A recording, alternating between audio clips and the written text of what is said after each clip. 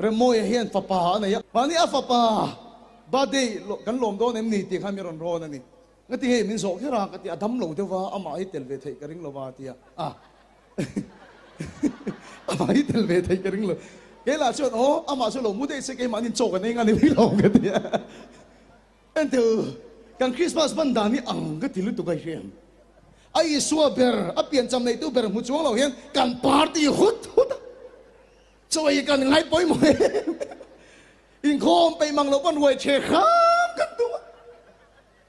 voi sang e Christmas i suwa mu lo hi ni man liam to i suwa mu tu de chuan kong su ai khak thina unau tu heroda ngai po khan lali suwa piang tia khiat pe le khan amang anga Jerusalem mi song song kon mang anga ne kan ang kati be so heroda ni suwa piang tia khiat ang be rian kan ram hian Christmas kan kheng ka hian Christmas don heng chung kan mang anga ni o re thei zuala mi har sat azwala lo mangang ve em ai su tha ko lo lau zuar de point che kho tam hun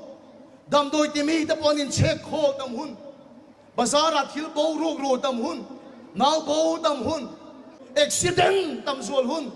police station ang mi an tam hun lali suam he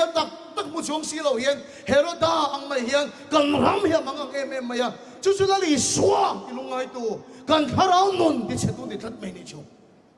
ma se beram pu de chuan i suam piang yan khiat khan bu nge yan tu ni al ba se fakilam lo se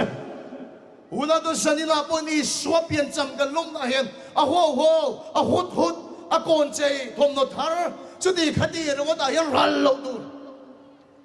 mà thiên cái lô kia mi thor cái xây xây này lo second hand thì cái thrift store thì mi cả alo em mày à cha không được thật đấy tu nhưng mà xin là chung nó có ta chung hẳn lâu tu bera pu thì anh kan ta này iswa lâu piang ama mung he in he bate cái lom tu này he pin chami cái lom tu này lâupai thì cái iswa chu cái huang tharau thì mình răng đặc mấy cha đó mình bek chu là iswa chu arsidin na zona amel motorom kathin lungin lalpa ka sot le lalpa khoi angi arsi chu din te ka so chuan tharau thili mi rang taka chana mi tek chu ko khan program a hin ading ti hi ka dong kat mai ni chu kan no ban deu lai Christmas nuam kan ti em ma chan chu ko khan program a kan tel tama kan sai na se em maya arsidin na zona kan om na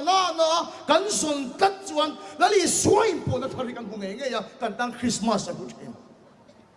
tunang lai chu arsidin na zona lo lira kan tel tama